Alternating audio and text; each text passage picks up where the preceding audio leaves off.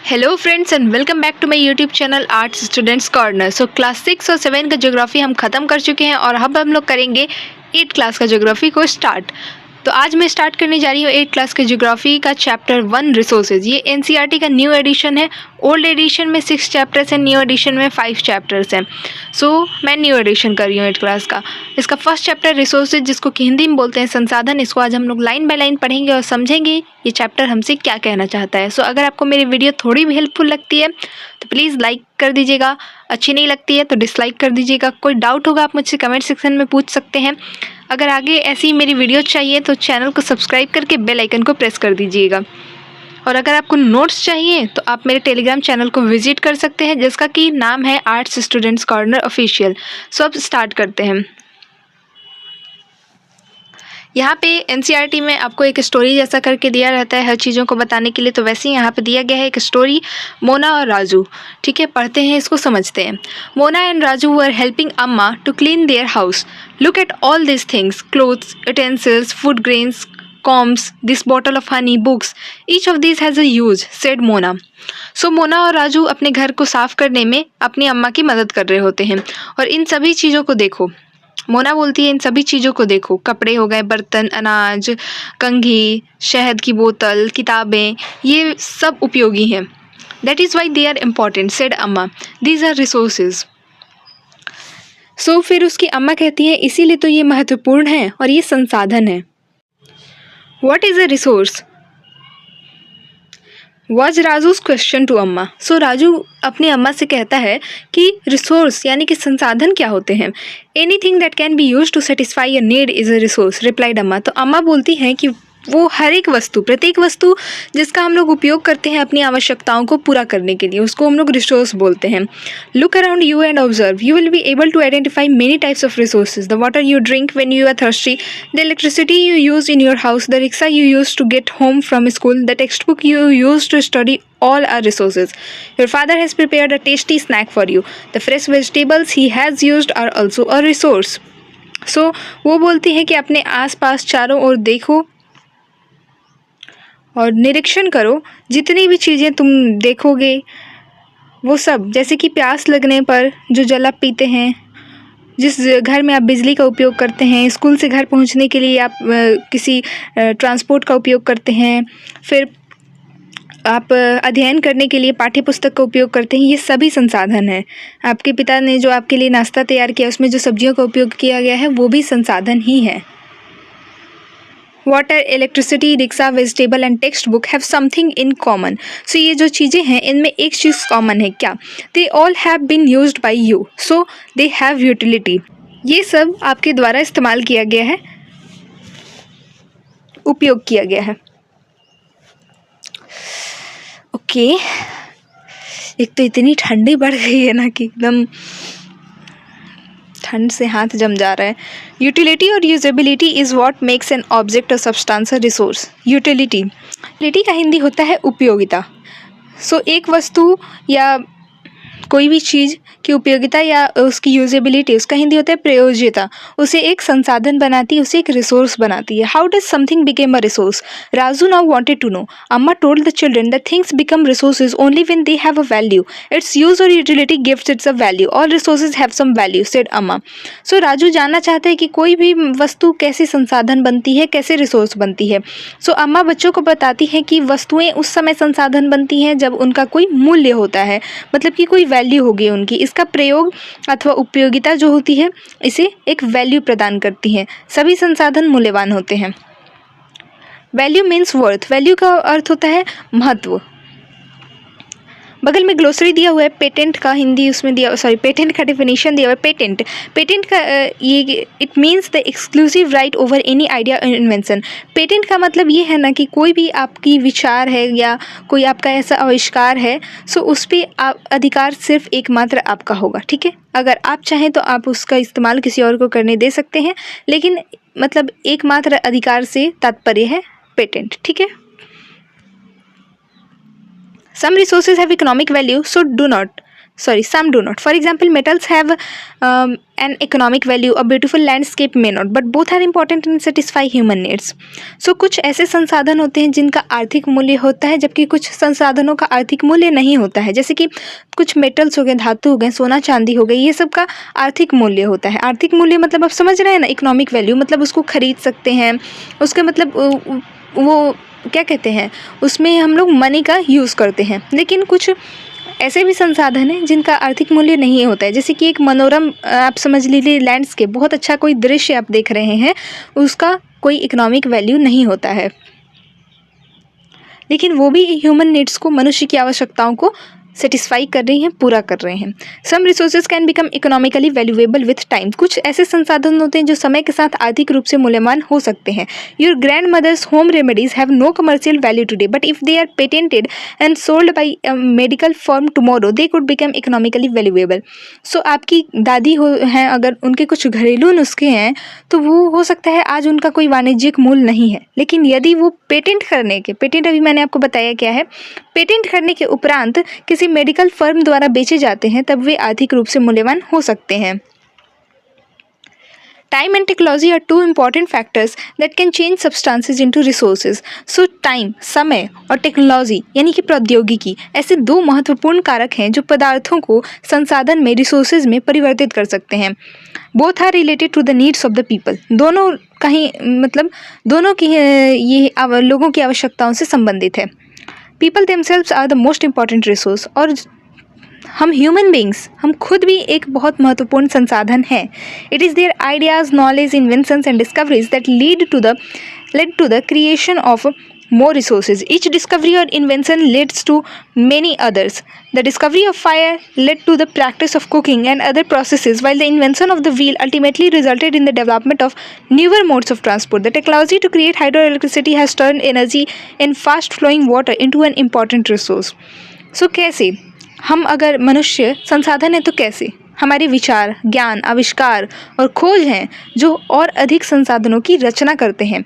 प्रत्येक खोज या आविष्कार से बहुत से अन्य खोज और आविष्कार हो सकते हैं। आग की खोज से खाना पकाने की पद्धति और अन्य प्रक्रियाओं का प्रचलन हुआ, जबकि पहिए के आविष्कार से ट्रांसपोर्टेशन की सुविधा का विकास हुआ। जल विद्युत बनाने मतलब कि हाइड्रो इलेक्ट्रिसिटी से प्रौद्योगिकी ने तेजी से बहते जल की ऊर्जा उत्पन्न करके उसे एक महत्वपूर्ण संसाधन बना दिया। सो यहाँ पे आप बगल में एक इमेज देख सकते हैं, आप लोग को समझाने के लिए दिया हुआ है कैसे एक बच्ची अपने माँ से कह रही है तो क्या मैं भी एक संसाधन हूँ। So I am a resource too, a very valuable one, मतलब कि एक बहुत ही महत्वपूर्ण संसाधन। ग्लॉसरी में टेक्नोलॉजी दिया गया। टेक्नोलॉजी का हिंदी होता है प्रौद्योगिकी। It is the application of latest knowledge and skill in doing और मेकिंग थिंग्स। किसी भी काम को करने अथवा कोई वस्तु बनाने में जो हम लोग नवीनतम ज्ञान का अनुप्रयोग करते हैं वही प्रौद्योगिकी है, प्रयोग करते हैं उसी को प्रौद्योगिकी बोलते हैं। Types of resources. अब आपने ये समझ लिया कि रिसोर्सेज क्या है, ठीक है। हम ह्यूमन बींग्स भी एक रिसोर्सेज, वो हर चीज़ जो हमारे यूज़ में आती है, हमारे लिए ज़रूरी है, हमारी नीड्स को सेटिस्फाई करती है, वो रिसोर्सेज है, ठीक है। टाइप्स पढ़ लेते हैं, टाइप्स कितनी हैं रिसोर्सेज की, संसाधनों के प्रकार क्या क्या हैं। Resources are generally classified into natural, human made and human. सामान्यतः प्राकृतिक में, मानव निर्मित और मानव में वर्गीकृत किया जाता है संसाधनों को। नेचुरल रिसोर्सेज की बात कर लेते हैं, प्राकृतिक संसाधन। Resources that are drawn from nature and are used without much modification are called natural resources. The air we breathe, the water in our rivers and lakes and soils, minerals, all are natural resources. Many of these resources are free gifts of nature and can be used directly. In some cases, tools and technology may be needed to use a natural resource in the best possible way. Natural resources can be broadly categorized into renewable and non-renewable resources. So, वो संसाधन जो प्रकृति से हमें प्राप्त होते हैं और अधिक संशोधन के बिना उपयोग में लाए जा सकते हैं। जैसे कि जो हवा हम लोग अपने सांस के द्वारा लेते हैं, वो क्या है, प्रकृति के द्वारा प्रदान की गई है और उस हवा में हमें कोई मॉडिफिकेशन नहीं करना पड़ता है, जो जैसी है वैसी हम लोग सांस के द्वारा लेते हैं, ठीक है, और वो हमें प्रकृति से मिल रही है। सो ये सब क्या हो गए, नेचुरल रिसोर्सेज हो गए। मिट्टी, पानी, ये सब नेचुरल रिसोर्सेज हो गए। इनका कोई शुल्क नहीं लगता है, ये निःशुल्क उपहार हैं प्रकृति के द्वारा हमारे लिए और सीधे ही उपयोग में लाए जा सकते हैं। कुछ परिस्थितियों में जो प्राकृतिक संसाधन होते हैं उनका सही तरह से उपयोग करने के लिए औजारों और टेक्नोलॉजी, प्रौद्योगिकी की आवश्यकता हो सकती है। नेचुरल रिसोर्सेज कैन बी, ये तो मैंने बताया कि प्राकृतिक संसाधन को विस्तृत रूप से हम दो भागों में डिवाइड करते हैं, renewable resources and non renewable resources. Renewable का हिंदी होता है नवीकरणीय और नॉन रिन्यूएबल का होता है अनवीकरणीय। तो इससे आप शायद समझ पा रहे होंगे, रिन्यूएबल, ठीक है। सो जिसको रिन्यू करना एबल हो आप समझ सकते हैं, और जिसको रिन्यू करना नॉट एबल हो वो नॉन रिन्यूएबल। इसको हम लोग डिटेल में यहाँ पढ़ते हैं। Renewable resources are those which get renewed or replenished quickly.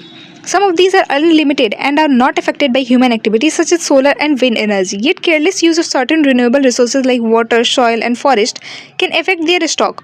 Water seems to be an unlimited renewable resource, but shortage and drying up of natural water sources is a major problem in many parts of the world today.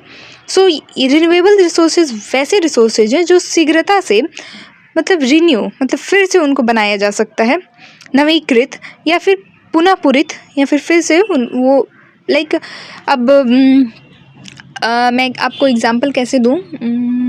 Yes, आपने नल खोल के छोड़ दिया, ठीक है, और नीचे एक बकेट रखा है, वो बकेट फिल हो गया, ठीक है। वहाँ से एक बकेट हटा दिए और दूसरा बकेट डाल दिए, वो भी फिल हो जाएगा, ठीक है। तो या फिर मान के चलिए वो बकेट का आपने पानी गिरा दिया, हटाए नहीं, वो बकेट का आपने पानी गिरा दिया और वो बकेट फिर से देखेंगे कि आप भर रहा है, तो ये रिन्यू हो रहा है, रिप्लेनिश हो रहा है, ठीक है, तो जल्दी हो जा रहा है। तो ऐसे ही मतलब समझाने के लिए मैंने कहा है। तो रिन्यूएबल सोर्सेज ऐसे हैं जो शीघ्रता से नवीकृत और पुनः पूरित हो जाते हैं। इनमें से कुछ असीमित हैं और उन पर हमारी क्रियाओं का प्रभाव नहीं होता, जैसे कि सोलर एनर्जी हो गया, विंड एनर्जी हो गया, मतलब कि सूर्य की रोशनी से जो हम लोग एनर्जी बनाते हैं, विंड हवा से जो एनर्जी उत्पन्न की जाती है। लेकिन फिर भी कुछ ऐसे रिन्यूएबल रिसोर्सेज हैं जैसे कि जल हो गया, मिट्टी, जंगल, ये सब को अगर लापरवाही से इसका उपयोग किया जाए ना तो इनके भंडार पे प्रभाव पड़ सकता है, ये कम हो सकते हैं। जल को असीमित तरीके से यूज़ किया जाता है तो जल की कमी हो जाएगी। प्राकृतिक जल स्रोतों का सूखना आज विश्व में बहुत बड़ी एक समस्या बन चुकी है।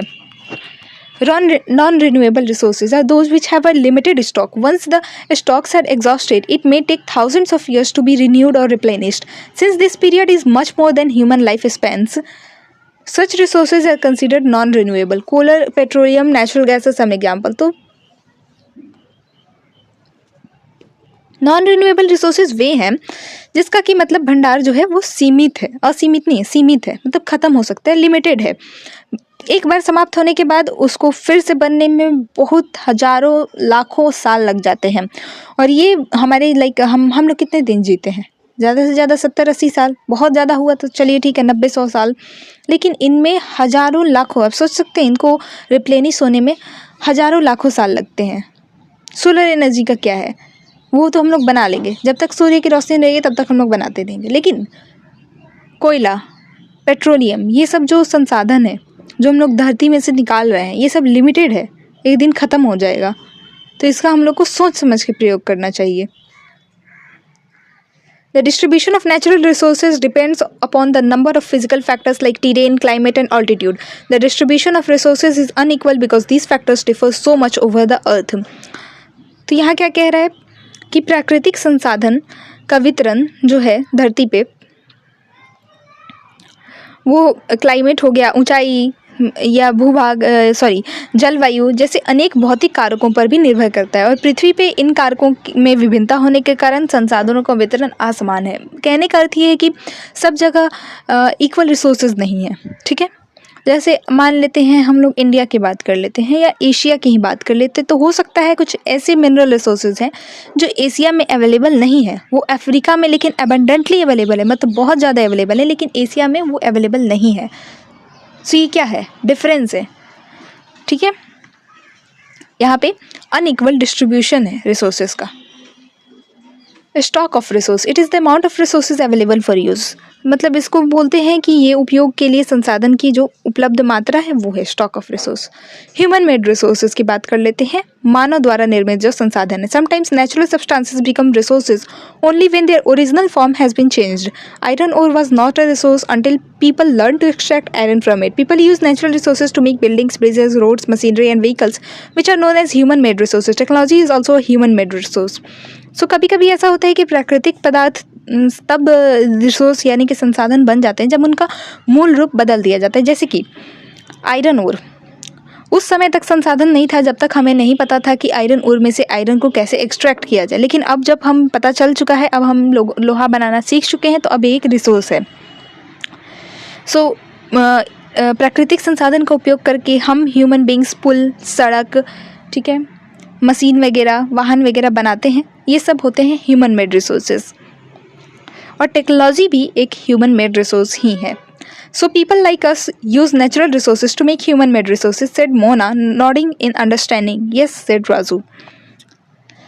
So इसीलिए मोना कहती है, इसीलिए हम जैसे लोग प्राकृतिक संसाधनों का ही उपयोग करके मानव निर्मित संसाधन बनाते हैं।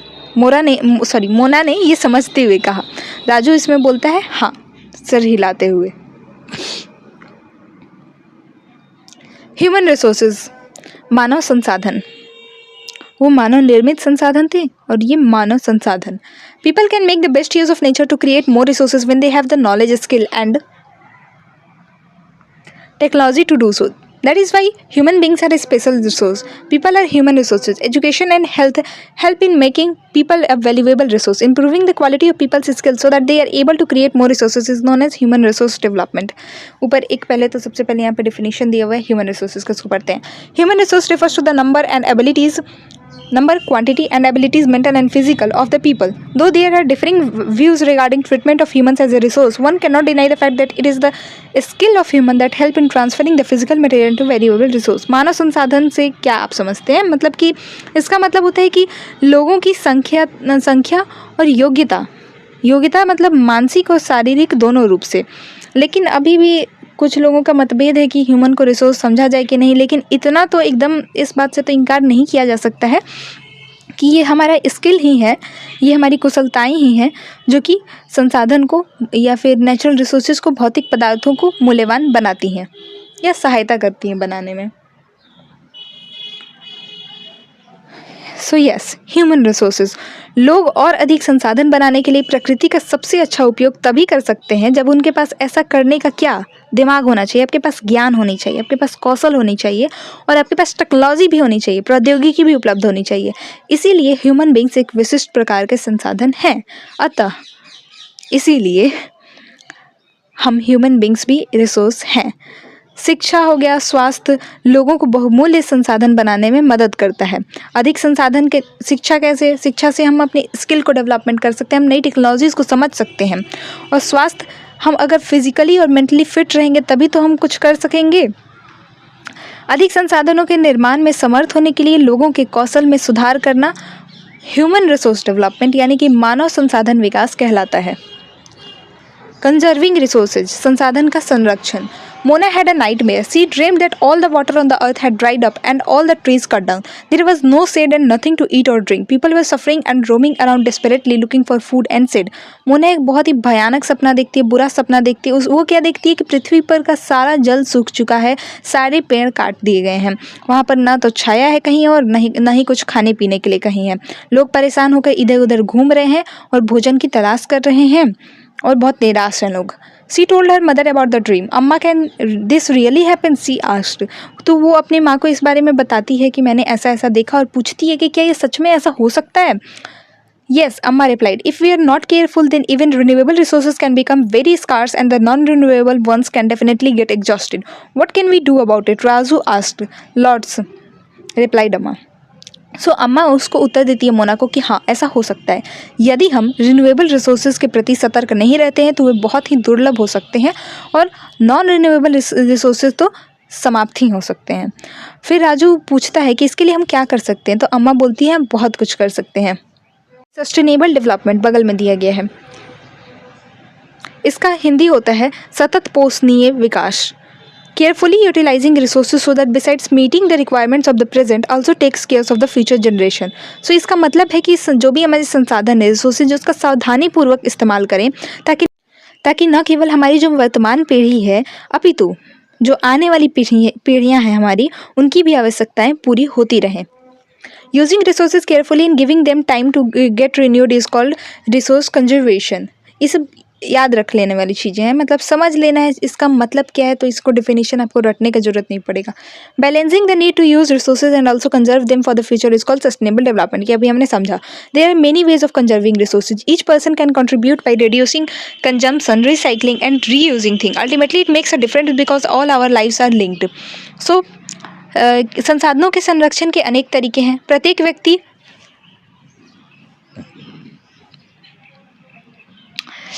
अपनी कंजम्पशन यानी कि उपभोग को कम कर सकता है और वस्तुओं को पुनः उपयोग में ले आ सकता है।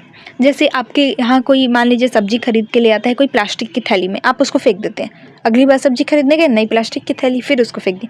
इससे अच्छा है कि उसी प्लास्टिक की थैली को हम लोग अच्छे से रख दें और उसको बार बार इस्तेमाल करें जब तक वो इस्तेमाल हो सके, ठीक है। उसके बाद अगर वो फट जाती है तो फिर हम लोग उसको क्या कर सकते हैं, उसको बहुत ये जो उसको क्या कहते हैं,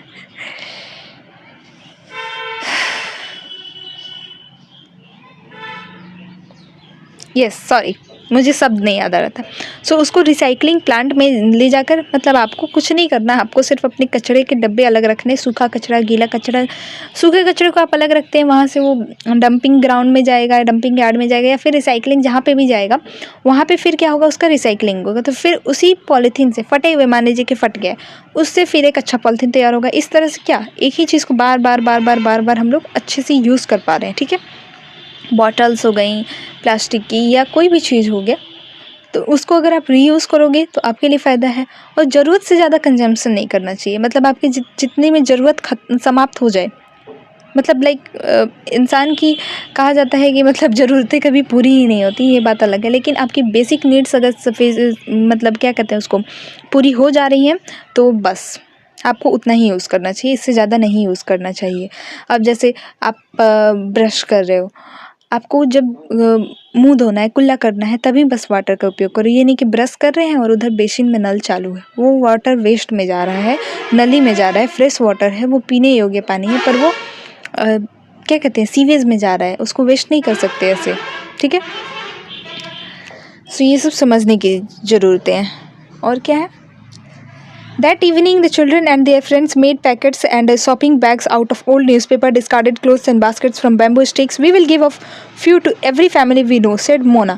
After all, it is for a very good cause, said Mustafa. So, to save our resources and to keep our earth alive, I am going to be very careful not to waste paper, said Jessie. Many trees are cut down to make paper, she explained. I will see that electricity is not wasted in my house, shouted Mustafa. Electricity comes from water and coal. सो यहाँ पे क्या है कि बहुत सारे दोस्त मिलके क्या करते हैं कि पुराने जो न्यूज़पेपर समाचार पत्र हैं या कुछ कपड़े हैं, पुराने कपड़े और बांस की डंडियों से लिफाफे और ख़रीदारी के लिए थैले बनाते हैं। मोना बोलती है हम इन वस्तुओं में से कुछ वस्तुएं उन परिवारों को देंगे जिसको हम जानते हैं। मुस्तफ़ा बोलता है अपने संसाधनों को बचाना और अपनी पृथ्वी को सजीव रखना ये एक बहुत अच्छा कार्य है। जेसी बोलता है बोलती है मैं बहुत ही सतर्क रहूँगी।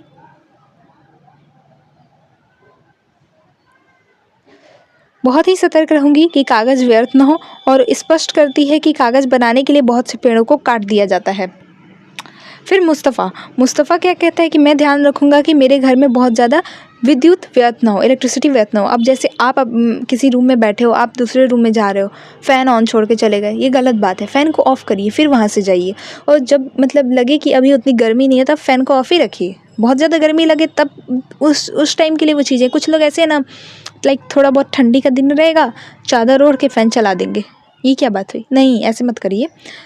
थोड़े से सुख के लिए आप बहुत सारे संसाधन व्यर्थ कर रहे हैं, ये गलत बात है, ऐसे हमें नहीं करना चाहिए।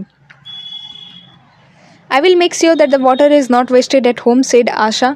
सो ये सब वही सारी चीज़ें हैं, ये लोग कुछ करते हैं। यहाँ बगल में दिए हुए some principles of sustainable development, respect and careful all forms of life. तो आपको जीवन के सभी रूपों का आदर और देखभाल करना चाहिए, हर रूपों का।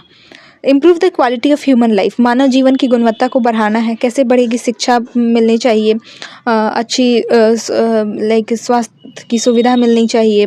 Conserve the earth's vitality and diversity, पृथ्वी की जीवन शक्ति और विविधता को संरक्षण करना है, मतलब कि पेड़ों को कम काटिए, जीव जंतुओं का जो ये क्या कहते हैं, उनके फर से, उनके दांतों से कुछ बनाने के लिए जीव जंतुओं को मार दिया जाता है, ये सब कम करना होगा। बंद करना होगा, कम नहीं बंद करना होगा। इन सब चीज़ों की ज़रूरत नहीं है हमें, किसी जीवित जीव को मारने की ज़रूरत नहीं है हमें। Minimize the depletion of natural resources, प्राकृतिक संसाधनों के ह्रास को कम से कम करना होगा। Change personal attitude and practices towards the environment, पर्यावरण के प्रति व्यक्तिगत व्यवहार और अभ्यास में हमें परिवर्तन करना होगा। हम कभी कभी क्या करते हैं कि ऐसे ही गए शौक से बहुत सारे पत्ते तोड़ दिए, मज़ा आ रहा है, क्या मज़ा आ रहा है, या फिर बाहर जा रहे हैं हमने वहीं पे गंदगी फैला दिया, कूड़ा गिरा दिया, ये सब गलत बात है। हमें अपने व्यक्तिगत व्यवहार में सुधार लाने की आवश्यकता है। Enable communities to care for their own environment, और समुदायों को अपने पर्यावरण की देखभाल करने योग्य बनाना होगा। ये सब चीज़ें आप लोग याद रखिए। Future of our planet and its people is linked with our ability to maintain and preserve the life support systems and improve, therefore it is our duty to ensure all users of renewable sustainable diversity and the earth is conserved। सो यहाँ पे क्या बताया है कि हमारी पृथ्वी और इस पर निवास करने वाले लोगों का भविष्य पेड़ पौधों और परितंत्र की सुरक्षा और संरक्षण से जुड़ा हुआ है, और ये सुनिश्चित करना हमारा कर्तव्य हो जाता है कि सारे रिन्यूएबल संसाधनों के उपयोग हम लोग सस्टेनेबल तरीके से करें। पृथ्वी पर जीवन की विविधता को संरक्षित किया जाए और प्राकृतिक पर्यावरणीय तंत्र की हानि को कम से कम किया जाए। यहाँ पे हमारा चैप्टर खत्म होता है।